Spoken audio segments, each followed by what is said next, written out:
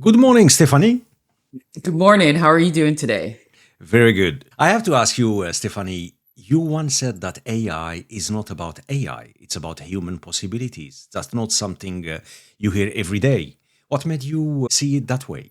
Well, the reason why I say that and is because AI is not just a piece of software. Like we think about AI and we say it's a piece of software, we want it to do these things, but it's been a while since a software has fundamentally changed how we view the world, how we interact with each other.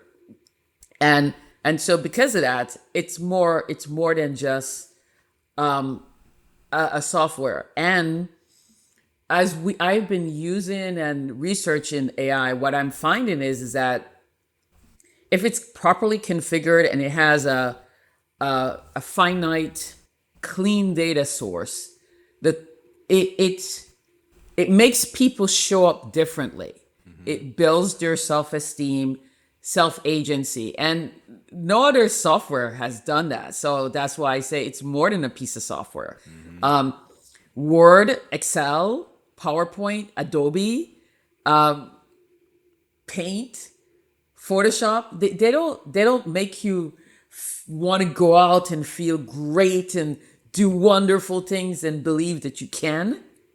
AI does that. It really does. Yeah, that's interesting, Stephanie, because most people are still thinking automation, efficiency, not human potential. So this is going to be a good one. Let's get into it. Yes.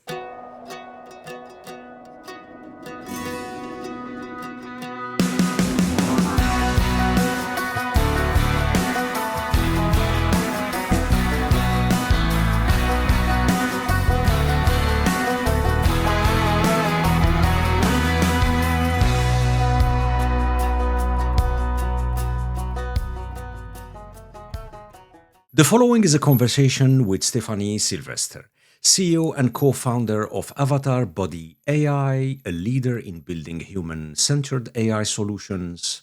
This is Prezerosportstalk podcast, and I'm your host, Sid Bensalah. Today, we delve into how AI can unlock human potential, reshape leadership, and create meaningful impact across industries.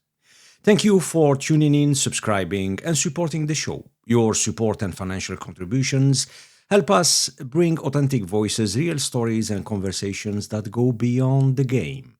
If you would like to support the show, please check the episode description for more. Stephanie, welcome to the show. Thank you for having me today. Good. Your journey from corporate leadership to building an AI company with a human first mindset is fascinating. I want to start here. Take us back to the moment where this idea came first to life. So I always tell people that my company started by accident. It was a mistake. So I'm out to dinner with a friend. We're doing what we always do, which is trying to figure out how we're going to save the world. And I can Mhm. remember Pinky and the Brain, what are we going to do today? But instead of take over the world, we're going to try and save the world. And the restaurant was really noisy, and I misheard her. Mhm. I thought she meant that we should build a digital mentor. And I was like, oh, this is cool. This is cool. This is cool. Yes, yes. And then I just went on this whole long, like, oh my God, that's the perfect answer. And I'm like, this is wonderful. And when I calmed down, she's like, no, that's not what I said. I said, but can you imagine the possibilities if we were to build this? Mhm. And she's been with me on this ride since then. And it's just been amazing to watch it evolve, to go from this idea, not understanding how it's going to be done, um, talking to a number of different people, some people trying to take us down paths that didn't make sense, that were overcharged, trying to overcharge us. I'm really, really fortunate that because I know software delivery, Mhm. I've been doing edge software delivery for almost 30 years. Right. I could tell when somebody was telling me something that they could do, and when they were not able to do it. And that has been like a really, really cool and interesting journey. And I think the best thing is when I finally found somebody early on, they said it costs $180,000 and 6 months to build a digital twin. And now we can build a digital twin in 5 hours, and it doesn't cost $180,000. Yeah, yeah.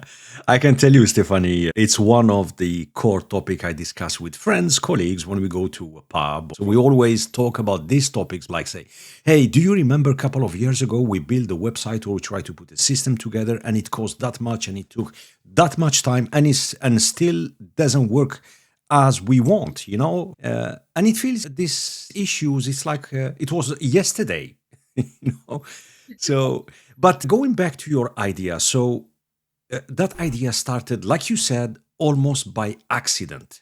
You know, Yes. what made you believe, Stephanie, in it when others didn't? At my core, it said this is the solution to pursue. So, as much as I have lots of corporate training, lots of formal education, I grew up in Belize, and we are still very much about what moves your spirit. Right. This moves my spirit. This has been the only thing that I have stuck with for 10 years. I've been working on this. I'm a person that I start something, I get it to a point, I get a little bored, I wander off. But 10 years and I'm still excited. Like I was reflecting this week, and I was like, something's different. I'm like, what is it that's different? And I was like, you know, I feel excited that tomorrow, like I'm excited to go to bed so I can wake up and see what tomorrow will bring. And I was like, oh my God, like I'm still like excited. And as I'm evolving my company, I feel like we're back to, okay, let's start again. And then we're back to let's start again. And this excitement about doing that. And so that's what's keeping me going. And when people tell me that it can't be done, that's always a good fuel, right? Because if you tell me I can't do something, Then you and make it it's happen. just then I make it happen. And this year I've been reflecting, right? And when we finally found somebody that was honest, that knew what they were doing, that was willing to go on this joyride, and I don't acknowledge him enough. He's very, very low key. Mario Rodriguez from Web Author, and he was one of the first people like, "Does Stephanie, you can't do this?" And I was like, "No, you can do it." But Right. when we started this, and we had the first prototype drop on Martin Luther King Day in 2021. So we've had a solution for 5 years. And in 5 years ago, using solution very loosely. Right. And we've evolved this, and we've seen almost 300 teenager interns come through a program, learn how to write, use their stories, learn how to do software testing, and and help give us input. And you watch this evolve over time, and we kept getting advice and input that I was just like, it's not correct. It's not correct. People kept trying to put us in a box, and at the When you say beginning, I people, tried. sorry, Like, Stephanie, when you say people, yeah, folks that are skeptic about the whole concept, the whole idea, or? yeah. Or you go to an accelerator, Right. or you Yeah. do a Yeah. pitch, and the feedback is, "Oh, you should do this, this, and this." And I was like, so first Yeah. I tried doing what they said, and then I realized that And in the process, I was starting to lose myself, and I was getting very frustrated, and I wasn't having as much fun. And then I said, wait, who am I? How am I successful? I am an unorthodox person. I color out the line. Everybody's in right field. I'm out in left field doing my own thing. And somehow I still managed to be part of the team. I still managed to move the team forward. So I said, I need to get back to who I am.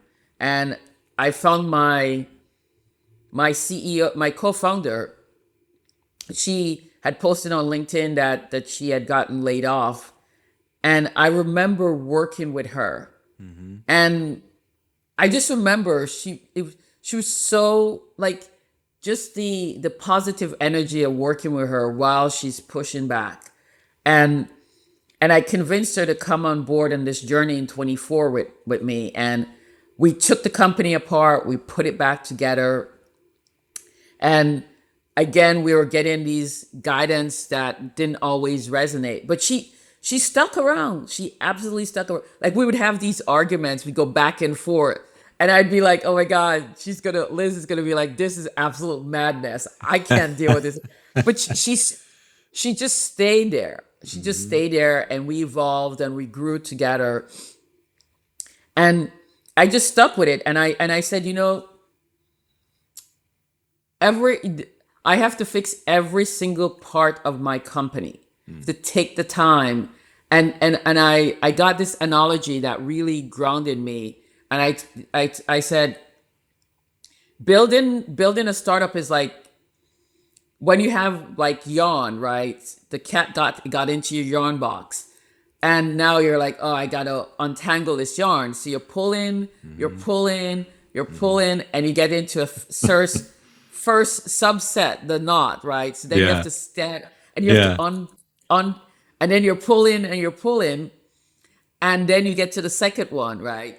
And what happens is sometimes you're pull and it's like it's going well, and you're like, okay, I got all the knots out, and then just when you're like, another knot comes in. I And I was love, just like, I love your analogy, and when you said together with the co-founder that she stuck with you because she believed in your idea, that you basically undone everything and put back together. It's like this piece of Lego that you don't like. You say, okay, let's take every piece apart and let's let's put it together.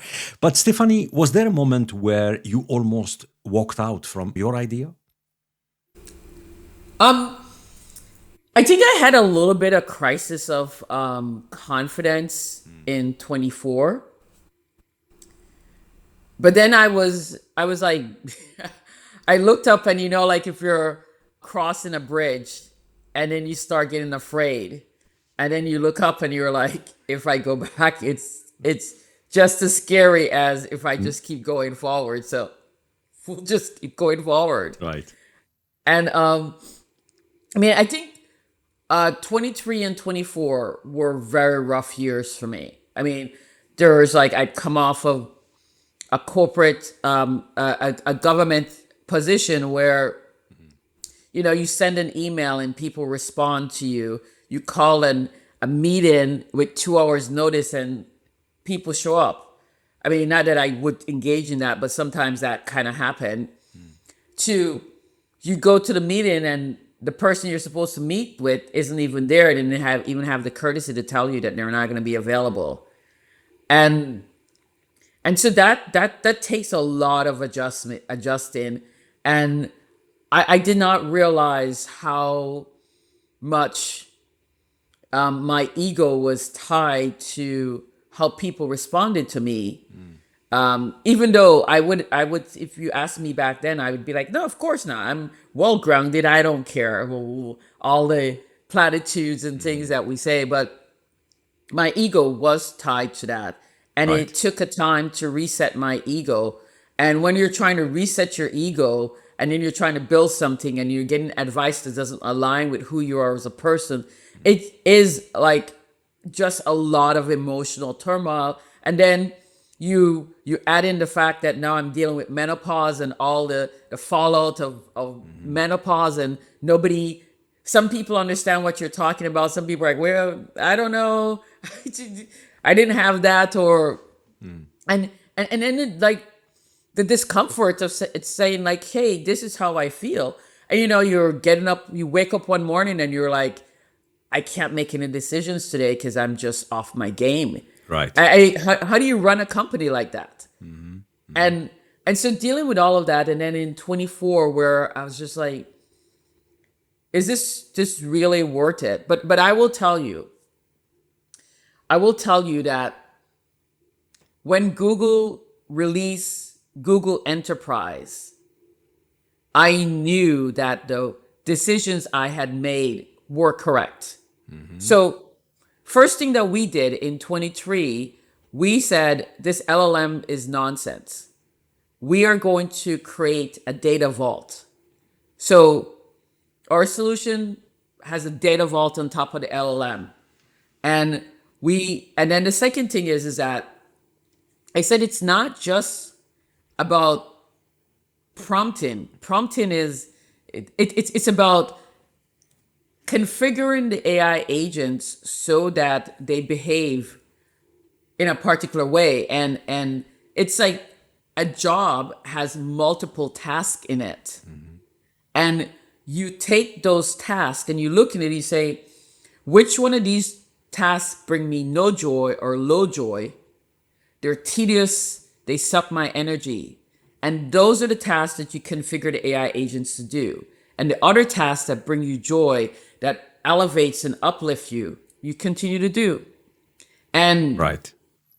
that is how we do it. And people said, well, then you can't be everything to everybody. And I said, we're not everything to everyone, but we're industry agnostic. And people can't put their heads around this. I said, every industry has people. Our AI is for people. It's not to automate your emails or auto color code your calendar or some other productivity hack that doesn't move the needle. Our AI is about, this is a tedious piece of my job. It sucks my energy and it detracts from me showing up as my best self. Give that to the AI. What do I do now? I show up as my best self. And I'll give you a perfect example of me. I don't write well. And so I'm aware of that. I've tried to fix that problem. It does not serve me well to try to write better. All it does is it makes me feel bad and it frustrates me. So I have Editor Buddy. And when I write something, I give it to Editor Buddy. And over the years, what I have seen is my writing is getting better. Because Editor Buddy does two things that human editors don't do. First of all, Editor Buddy will rewrite what it is, right? So I can see the original and I can see the rewritten one. I can do a comparison.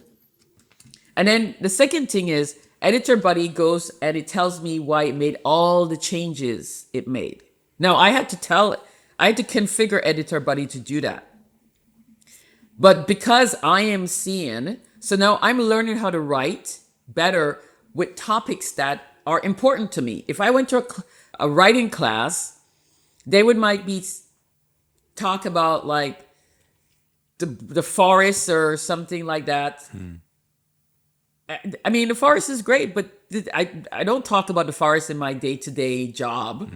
But and so that's how I'm seeing AI evolve. So Google has come up. Google Notebook LM is the precursor to that, right? You select which files you want the AI to use. You have these pre-configured agents, and you can just give it some instructions, and it does pretty good, right? The difference between us and that is that if the agent doesn't work the way you want, you can just come back to us and we'll fix it. Google's not fixing their agent for you. And then now they have Google Enterprise. Again, right? There are these canned things. You can go fix the agents yourself. But if you don't understand how this works, if you don't have the technical and social skills to understand how this AI works and really massage it to bring it to life, you still can't fix your agent. Yeah. And so that's where we come in. So I tell people, I'm like, look, Google's enterprise is the first thing that really causes me a little bit of concern. And then I was like, wait, why are we different? We're different is because you can Google and Avatar Buddy, our prices are about the same, where you're getting about the same results. But if something goes wrong or you want something, you're very insistent in the AI doing a particular, behaving a particular way, you call it Google, nobody's answering the phone. You call Avatar Buddy, a human is still answering the phone. And that's where we're different. Why focus then on people instead of industries? Because since I was 9, I've been trying to figure out how to solve poverty, how to help people elevate and level up. So there's two things, right? The way you elevate out of poverty is you have somebody or a team of people that believe in you more than you believe in yourself. So in 2024, that was my co-founder, Liz. She believed in me, even when I was having self-doubt. And that kept me going. So I have lived what we're selling. The second thing is I've worked with people from marginalized communities, and I've seen how the AI unpacks their knowledge and the creativity. So now there's this tool that helps you unpack your knowledge and creativity. And I watch how their face changes and moves with something as simple as you tell the AI what you've done, and it writes the resume for you. And you're like, that's me? That's me. And so we know that not enough people have people in their lives that believe in them more than they believe in themselves. And so now we're building something that's it's not perfect. It's not the human, but it's better than nothing. And then secondly, the AI has access to knowledge. And if you have some kind of content expertise, which they do, the AI can help you unpack that and level up. And so imagine a world where people tap into themselves, feel good about themselves because we built self-agency, they're built self-regulation, self-confidence. Now, I tell people, I'm like, just sit with the thought of what does the world look like if everyone loves themselves? It's a different world. Because when was the last time you met somebody that loved themselves trying to That's a big destroy question. other people? That's a big question. Love themselves. We meet so many people where they are empty inside, completely empty, Exactly. regardless of success, regardless of the CV, what they achieved, regardless of their bank account, regardless of the size of their things, house, car, whatever. But there is this emptiness inside, Stephanie.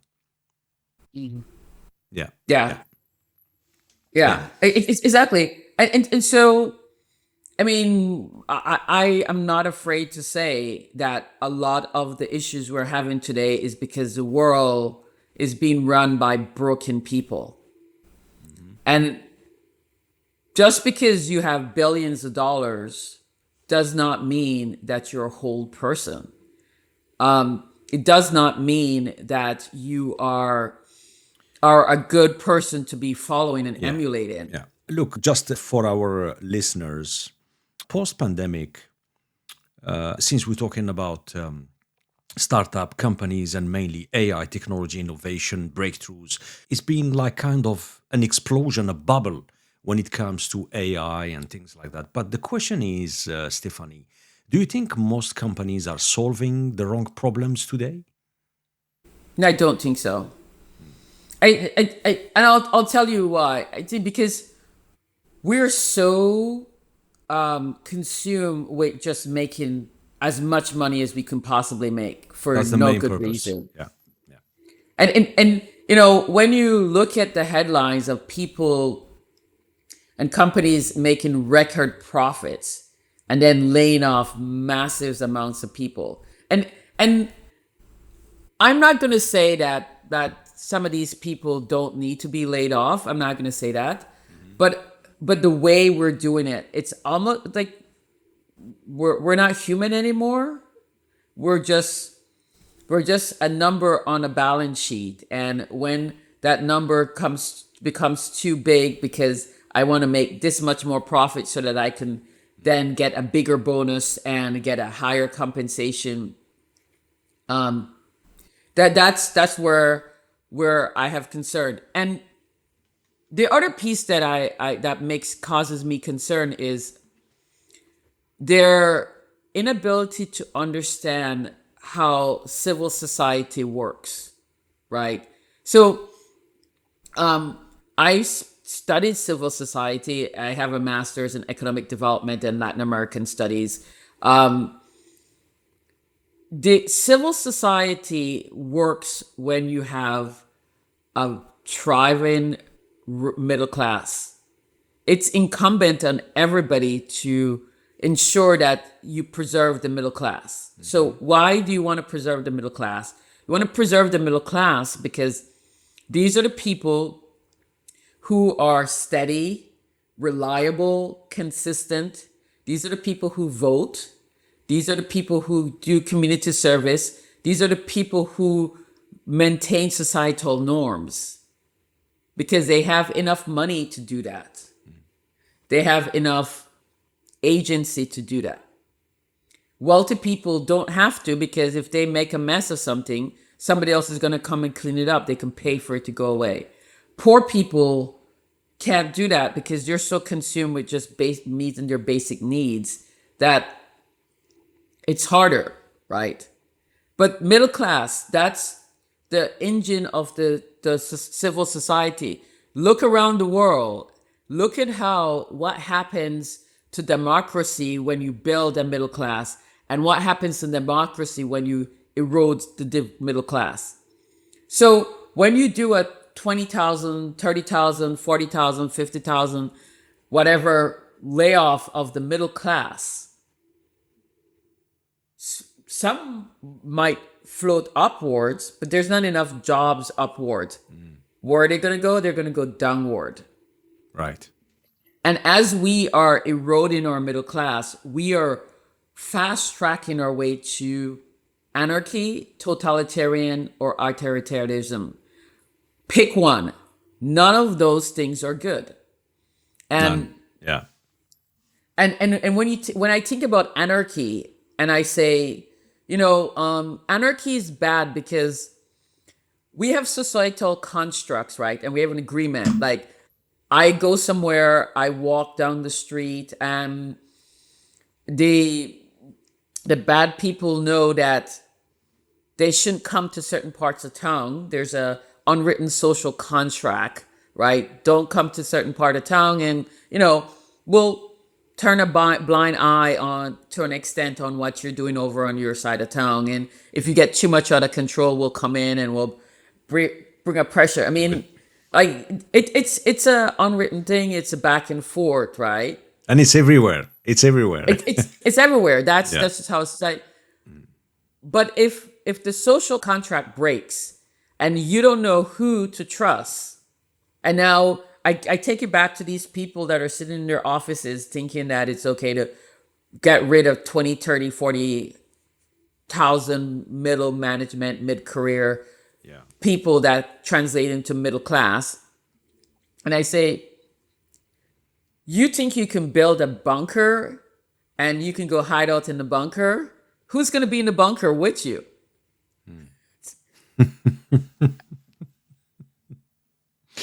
But There is so much. There is so much wisdom on what you're saying.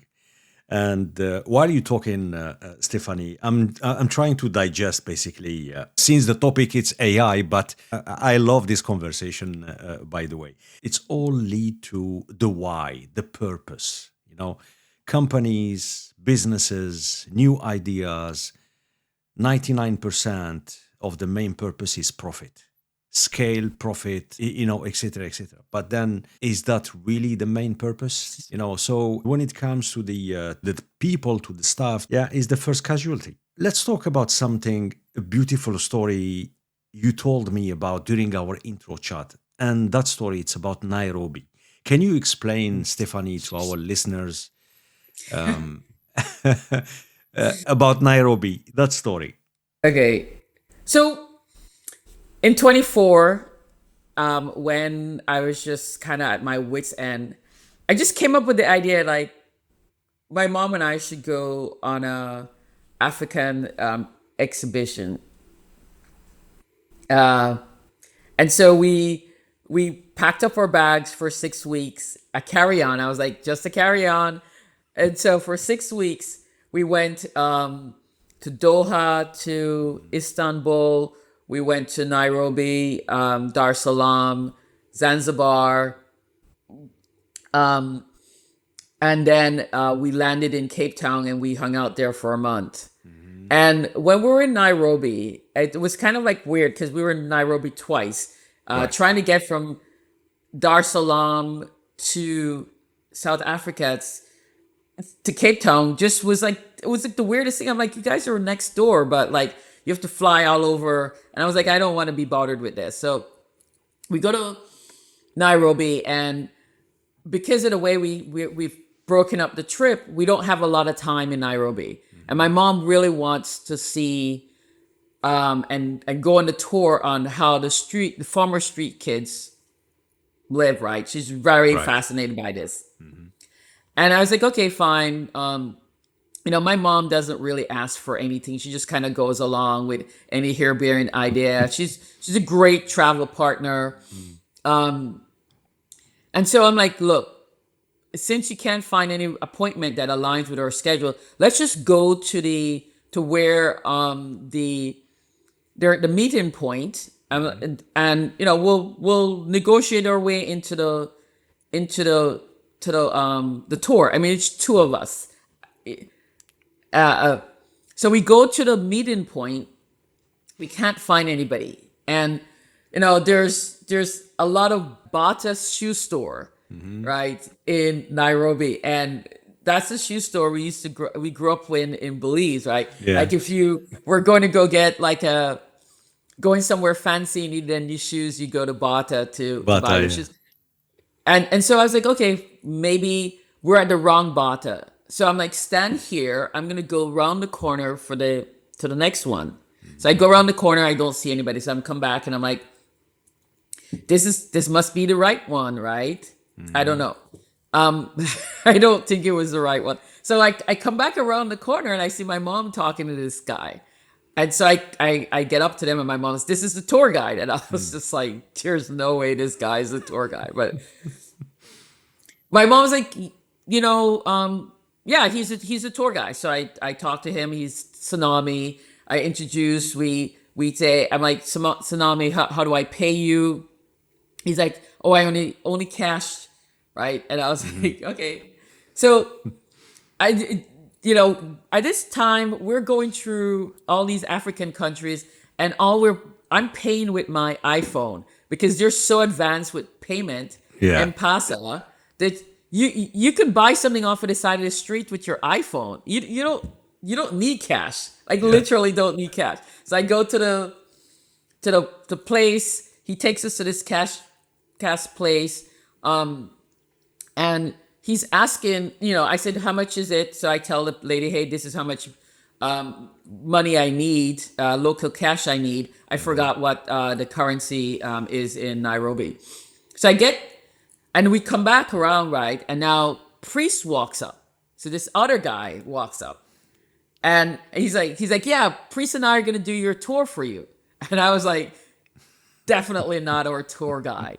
Because there's no way that a tour company, for the price that they're charging us, would have a one-to-one. Yeah. But Priest looks like my brother, and so my mom's soul.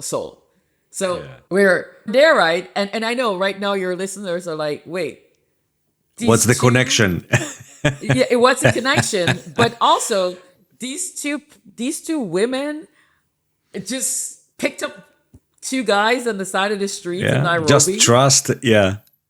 It just pure trust, right? Yeah. Yeah. So we go to get something to eat because we had missed breakfast to try and get out there early to.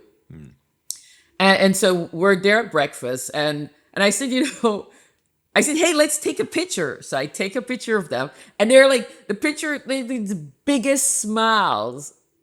And I'm like, they're not gonna try, they're not doing us anything. So we go on this great tour, and as I'm talking to them, right, they're telling us about the parliamentary system in Kenya. Like we're talking about the problem with Africans going to the Middle East and coming back in body bags Yeah. because of like a lot of problems, like things that barely anybody knows about, right? And I thought, these are functioning illiterates, right? They didn't go to school because they're street kids. Um, they're the product of a system that failed them, but they're still trying and they're still going. What if they had an AI agent? AI agent speaks like our solution, talks to you. So you don't need to know how to read to use it. You just tell it what you want. Somebody's already loaded up the data. Somebody's already configured the AI agent. What if they had an AI agent that helped them with how to do business, right? Like, hey, you're going to run this business. Everybody has the same color shirt, Right. so that Westerners will feel comfortable going with you. you know, to what if you had these little things, right? And so now, not only does it speak to you, but it still has the writing on there. They're learning how to read and become literate on topics that are relevant to their life, because Right. they have Yeah. children. They have children. They can't take off 6 weeks to go to school to learn how to read and write and learn how to build a business. But if you gave them an AI agent as they're going through their daily life, just like how I learned how to write better by just using the agent to help me with my work, they learn how to run their business better. And that's when I was like, I'm onto something. It's fascinating that this kind of experience with your mom, it's such a powerful moment that reveal exactly about AI's potential. Yeah, it absolutely does. And we did a project in Ghana where we loaded up all of the trainings on how to have sustainable farming techniques. And we went out to the countryside in Ghana, and we saw that the AI did a really great job of providing just in time information for the trainers, because you can't remember every little piece of what you're training on, especially if it's something you don't always do. And the thing that really moved me was when we told the AI that the farmer accidentally burnt his farm down because he was doing slash and burn, which we're trying to get people not to do. And the AI was empathetic and encouraged the farmer to not hide but go seek out community and and tell them what happened and see who could help. And then it said, like, give the farm about 2 weeks before you rake it over, because you never know what has survived Yeah. the fire. And so again, right, like, that's just show insight. So let's say we took a quarter of what the resources and energy that we're investing in making these agent this AI more complex or whatever. I don't even know what the end game is anymore because it's definitely not AGI. No. And invested in solutions like what I just did. Like we change the narrative. I of course, I mean, I am savvy enough to know why that's not going to happen because then all of a sudden you don't have this mass workforce of people to exploit. On that, where do you see the biggest global opportunity? I am bullish on the global south. The global south can manage exploit AI better than the global north because the global south has resiliency, creativity, and resourcefulness buttoned. Those muscles are finely tuned. But they've been given a message that if you're poor, you don't have any skills, right? But it's not true. If you're poor, you're way more skilled than somebody that wakes up in a house where everything's there. You wake up in a house with servants and all that stuff, right? And so because you're low resource, you already know how to be creative and resourceful. And if you're creative and resourceful and you use an AI, you can go so much faster, so much farther because you're gonna ask it things in a way that the AI you wouldn't the people that are building it wouldn't even think about because they live in a bubble. They have no concept Yeah, of yeah, I agree with you. this. And even when they say that they're global citizens of the world, they fly around the world and they stay in four seasons. A four season looks the same every country. That is Yeah. not. That is not. No, for me, I mean, I'm being a little judgmental. Is to go to where the poor people live in No, in, you're in the honest. city. You are honest, You're, Stephanie. Yeah, just go to poor people where poor people live in the city and really see how they're trying to thrive and get ahead. Go to where the locals live, where move away from the tourist attraction because we know the tourist attraction is set up and should be set up to look good and to put the best of the country or the city on. But that's that's why I went and we spent a month in Cape Town, and we lived like how the people in Cape Town live. We went to the supermarket, we went to the farmers market, we looked in the local newspaper, like what are we doing today? What activities are we going to? And you know, it was just a different thing, and I all I saw was untapped potential that if married with properly configured AI and a clean data source is just ripe for explosion. And so as we are getting distracted with building AI to do things that I'm like, to what end? I'm seeing that they're starting to, when they're not afraid, leverage it in a way that makes my heart smile. Yeah, you shared. That was another story, fascinating story, simple one, but yeah, about giving someone water. Why is that important? Because it's the simple act of kindness, right? When you do a kind deed, you feel good about yourself. And you know, when you're part of something that's bigger than you and you feel good about yourself, that's really, like, we talk about happiness, the pursuit of happiness. It's not the pursuit of happiness per se. It's a pursuit of feeling good about yourself. Because when you feel good about yourself, then you want to radiate that goodness. Whatever you feel inside, you're radiating to the world. And if you're not feeling good about yourself, then what are you radiating to the world?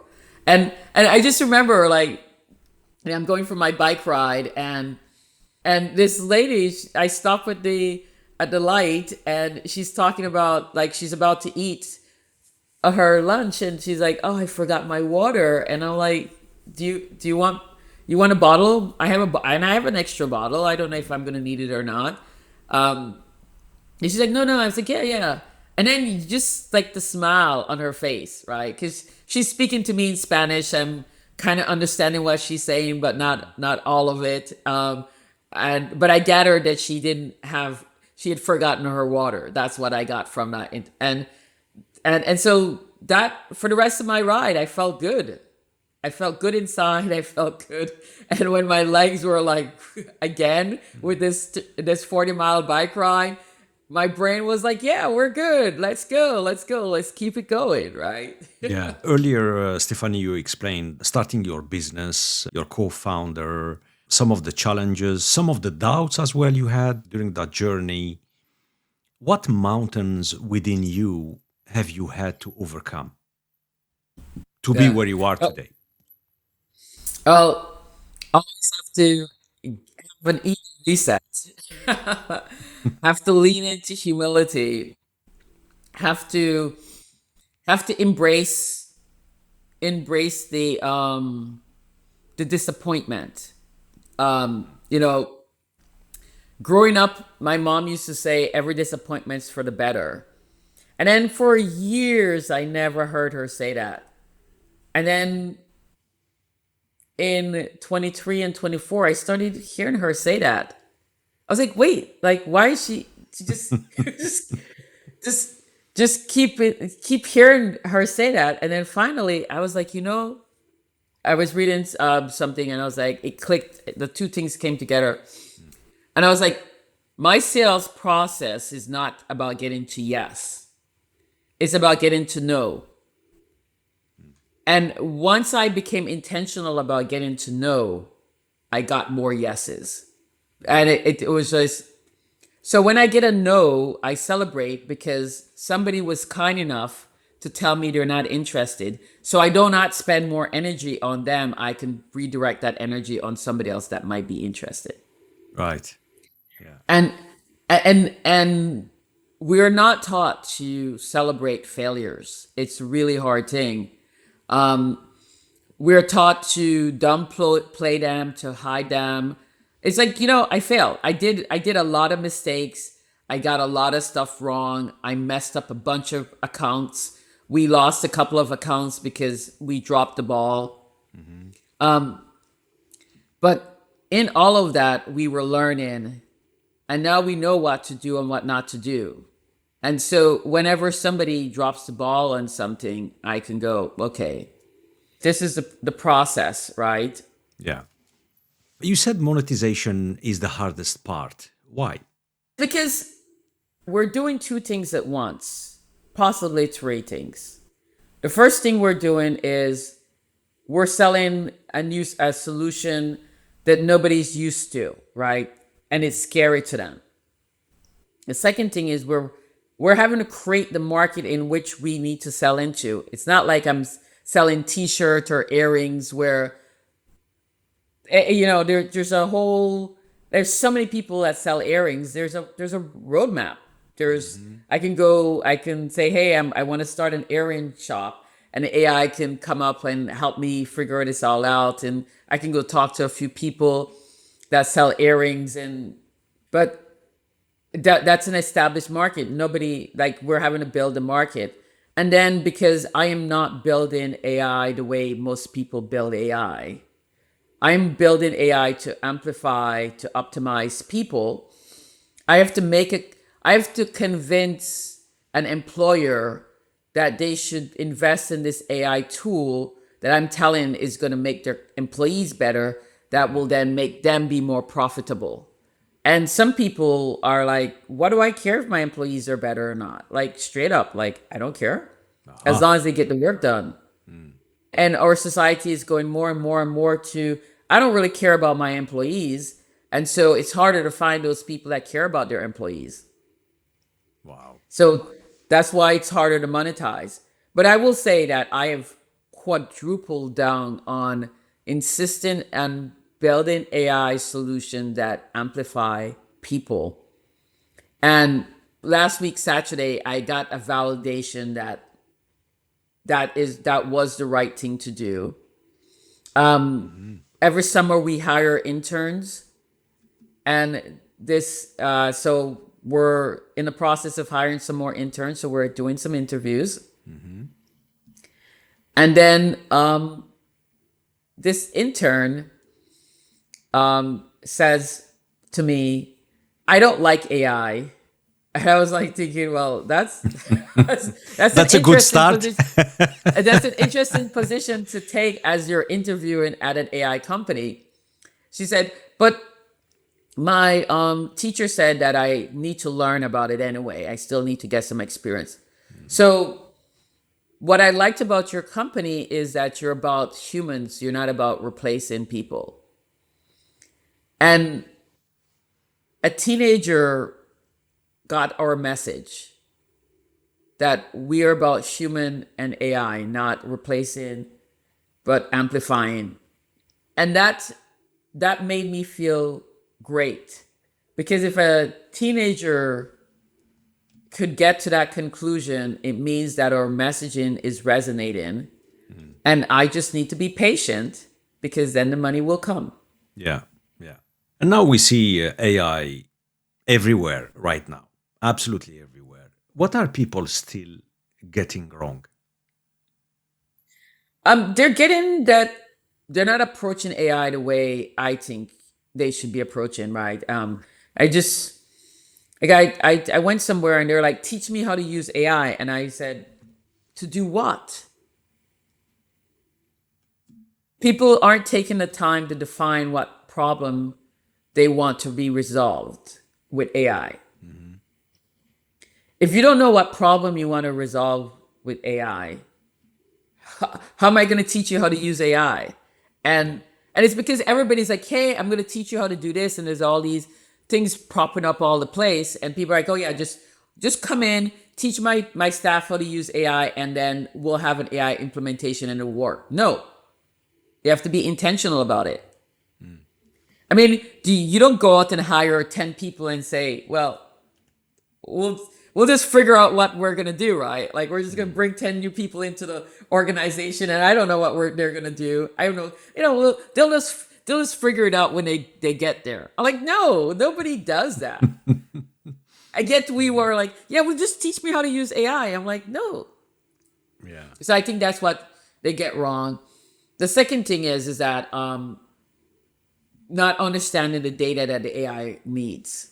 That is something else that just becomes like unwieldy very, very, very quickly. We've seen, even here in Scandinavia, in Europe, companies replace people, then hire them back. What's happening? Yes. That's a big lie, right? Because AI can't automate the entire process. No. And again, right, that's another validation that the way we're doing it makes sense. It's the right way. If I were to indulge in my ego a little bit and say, we have gotten it right, is a job is a bunch of tasks. And some of those tasks the AI can do and some they can't. And just because the AI can do a lot of those tasks does not mean that you no longer need that person. Right. But again, right, when you don't understand what the person does and you don't understand those nuances, because you have people making decisions that maybe never, ever worked in the position, right? So I'm not anti Ivy League. I went to Harvard for a year, spent a lot of money on that program. But if you bring a Harvard MBA in that never did an entry-level job because they were Harvard undergrad, so they went from not having a job to having a job that was, like, they say it's entry-level, but it's not an entry-level job. They're being trained to be in management. Right. So they're doing junior management stuff. Now they're in management. And then there's no clue, right? Like, I know what it's like to be a secretary. I was a secretary. I know what it's like to be a software tester. I had to sit there and test software, right? So when I am making decisions about what happens to the IT department, and what and so forth, then I have to I'm able to navigate through all of this, right? Right. Um, and I come with a different perspective. And so, yeah, we're like, yeah, somebody says the AI did all of this stuff, right? And maybe there's a little bit of hyperbole there. And so we're like, yeah, let's get rid of all these people. And then we're like, oh, but we forgot that these people also do these other things, and now they're Right. not here, so I Yeah. have to bring them back. Yeah. I also think, and it's another way to exploit people. So I lay you off. I lay off 30,000 people at once. That's a traumatic experience. Even if you were not one of the 30,000 people that got laid off, everybody stops. Everybody freaks out. Even if it. So now I got laid off. I'm freaking out. I'm competing for a job with 30,000 other people. What's my odds? I mean, my odds were already low when you're. So you're emotionally distraught because this got sprung on you. You feel betrayed because you've given 15 years to this company. Because when you look at LinkedIn and how long these people have worked at these companies, it's not like they were there for 2 years. They were there for a long time. Right. Yeah. So you have that betrayal feeling. So you're dealing with emotional fallout, the trauma of something happening that you weren't experiencing. And then they give you a little severance package. And then your severance starts to run out. And then they come back to you. And because you're now in this raw, vulnerable state, you take your job back at a lower pay. Absolutely. Yeah. Let's shift gear and talk about equity and access. Stephanie, as a woman of color in AI, what has your journey been like? It's before Avatar, I used to see, like, I would hear about the stats and I'd hear about people's experience, and I was just, again, right, maybe I lived in a bubble, but I was like, no, that's not my experience. I mean, I feel like I got promoted um when I got feedback that was valid. I mean, there were a couple of times maybe, but overall, um all valid. I had incredible champions that advanced my career. I never felt like I was at a disadvantage. Like, I felt like I was competing on the same footing with all my other colleagues, white male. That people are always like, oh, the white male, and sometimes I was like, I'm winning over them, and we had healthy competition and all that, and then I start Avatar Buddy, and I'm running into people that straight up like will say, you couldn't possibly have come up with this idea. You couldn't possibly have built this solution. I mean, I was like, did you just to my face tell me that there's no way I could have possibly have done this? And then I was like, oh, the condescending thing, right? The people arguing with me when I tell them this is how the solution works. They're like, how do you know? Oh, I've only been working on this for 7 years, but no worries. I don't know. And I was like, oh, this is what people have thought about. I mean, I think the lucky thing for me is that when I started experiencing the sexism and the racism, I was so far in my career that, like, I'm like, nothing bothers me. Those things don't bother me, right? Like, I just go, Right. well, your loss. Thank you for telling me who you are, so I know not to be bothered with trying to do business with you. But I do now understand what people are talking about. And so even when I have those experience and I become enraged, depending on how annoyed I am, I will, like, straight up tell somebody right back, like, that is not an appropriate way to interact with me. Right. So I probably will lose that deal, but maybe giving the person the benefit of the doubt, they just didn't even realize how they were coming off. Maybe the next time they'll be a little bit more. And so it's about, like, I push back from an integral part because I'm confident and I know that there's a different way. I do not subscribe to the fact that the system is stacked against me because of the way I look, or that it's any harder than my white male counterpart. Yeah, yeah. You clearly care a lot about people. Where does that come from, Stephanie? I don't know. I mean, Your mom, I, maybe. my mom, my parents. I mean, like, people ask me that, and I'm like, but isn't that what you're supposed to do as a good citizen? Yeah, but I it's mean, kind of rare. It's especially here in Europe, in big cities. I feel like no one cares. yeah, but yeah, I know. I mean, I grew up in Belize. I mean, that's what we did. You care about people. You're like, You know what it is? I think we lost, in big cities, we lost the sense of community. That's what it is. yeah, I think, yeah. probably. And I was at Startup Olay earlier this week, and I said, AI is gonna help with this disconnectedness that we're dealing with, because you have deep fake, right? So you Right. can't believe the picture that you see. You can't believe the video that you're looking at.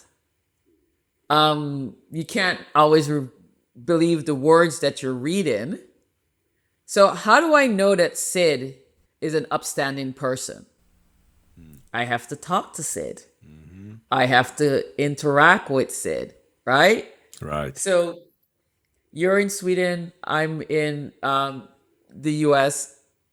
So we're doing Zoom to get to know each other as as humans.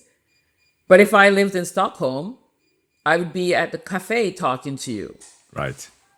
And you can't get to know people if there's 1,000 people at the event. You still have to break it down. You're not going to get to know 1,000 people. You get to know a subset. So we're going to go back to the time where you have these pods of people that you know. And because I know Sid, if somebody said something about something that you did, I would be like, that doesn't like align with my knowledge of Sid, the energy that he emits. He did that, right? So I'm not just gonna automatically believe what I see, and that's what we're gonna have to do. We're gonna have to live in this, go back to this place of questioning, like double checking, trust but verify, Yeah. or verify before you trust. And so we are going to have more human to human connection in order to be able to do that on any real way. And so from that perspective, as much as I hate deep fake, I say there's going to be a positive coming out of that. Where do you see avatar body AI in 2 years? Usually I ask that question in 5 years, in 10 years, but the way at the speed AI is going. So let's say now in 2 years or maybe in 1 year. So that's 28. I mean, I would hope that I shouldn't say hope. Because I remember I was on a project and I said to people, you can't say hope and you can't say try. Those are that's a non-committal thing. In 2 years' time, we will have reached our revenue target. That is the Right. last frontier of what we need to fix at Avatar Buddy. And in 2 years' time, we will reach our revenue target, and we will have a personality chip solution that helps people maintain equilibrium. Okay. And what makes you hopeful? That makes me hopeful. I have untangled the ball of yarn and rolled it up in a way that you can now pull it back without anything. and I have one last small knot to undo. Love it. Love it. You're listening to the PreZero Sports Talk. For more conversations on sports leadership, faith, performance, and innovation from Sweden to the world, visit prezerosportstalk.com. Stephanie, it's time for our lightning round. Let's have some fun. Okay, let's do it. Let's do it. Excellent. One AI myth you delete forever. AI will replace us. Fully agree with you. Coffee, tea, or something else? Water, sparkling water. Sparkling water. Are you a morning person or a night owl? I'm a morning person. One habit that changed your life. Going for long bike rides. 30, 40-mile bike rides. Wow. In one ride, not broken over the course. 30, 40 miles.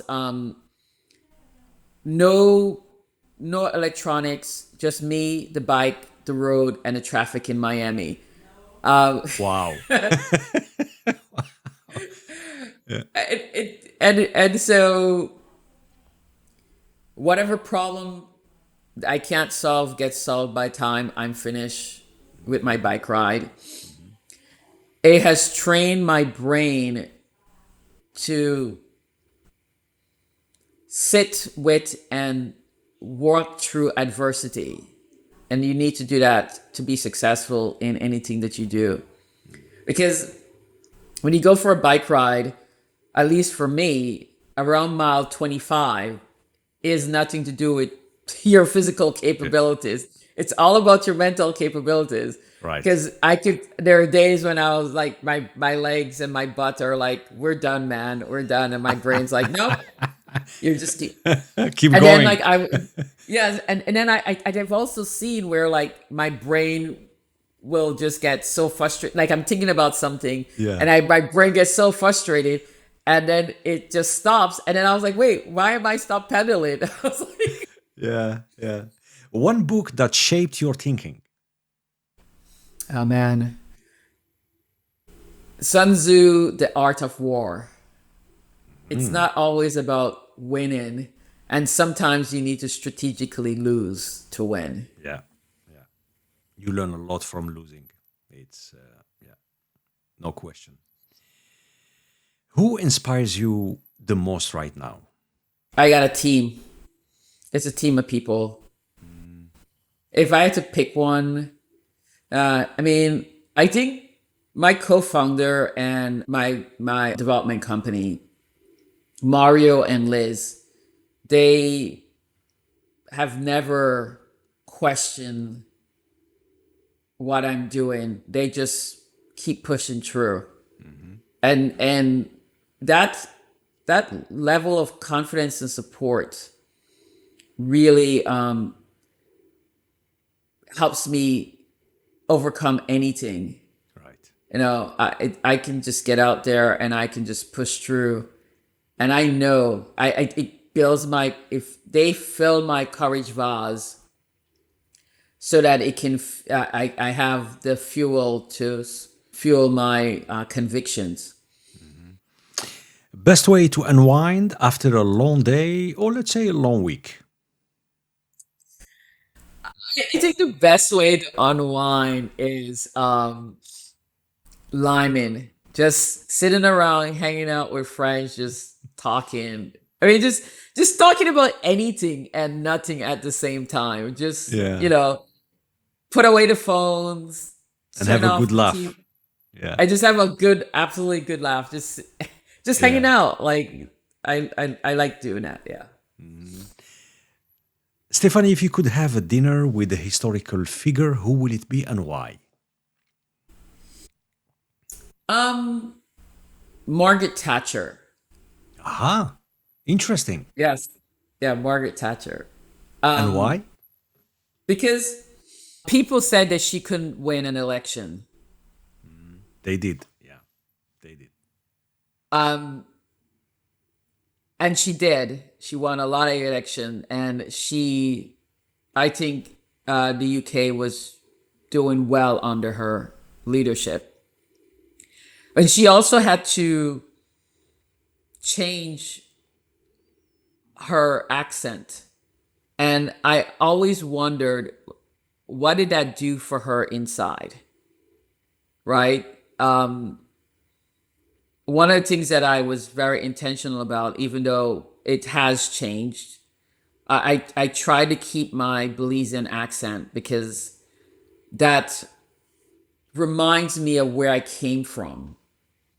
Right. And so I listened to things I said long time ago, listen today, and depending on how what I'm talking about, I can go like an entire conversation and my Belizean accent doesn't even show up, and sometimes that causes for me to pause. So that those are the two things that, one, they discounted her and she did not let that stop her, and two, she had to change her accent. What happened when she did that?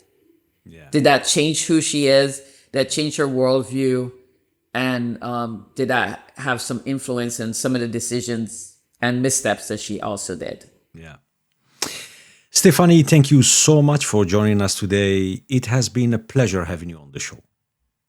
This is a great pleasure too, Sid. Oh my God, I feel like I could talk to you for all day long. When I get to Stockholm, I don't know when I'm getting to Stockholm, but when I get to Stockholm, I'm definitely looking you up. We got to go to the cafe. You have to, please do. And absolutely. And to our listeners, I leave you with the quote from Steve Jobs. Technology is nothing. What's important is that you have faith in people. We want to thank you for joining our show. If you enjoyed this episode, we have more for you. You can now watch the entire episode on our YouTube and Spotify channels. While you're here, subscribe and don't forget to tap the bell. Visit prezerosportstalk.com to explore more conversations on sports, leadership, faith, performance, and innovation. From Sweden to the world. Until next time, stay curious, stay inspired, and make a difference. We'll see you soon. Take care.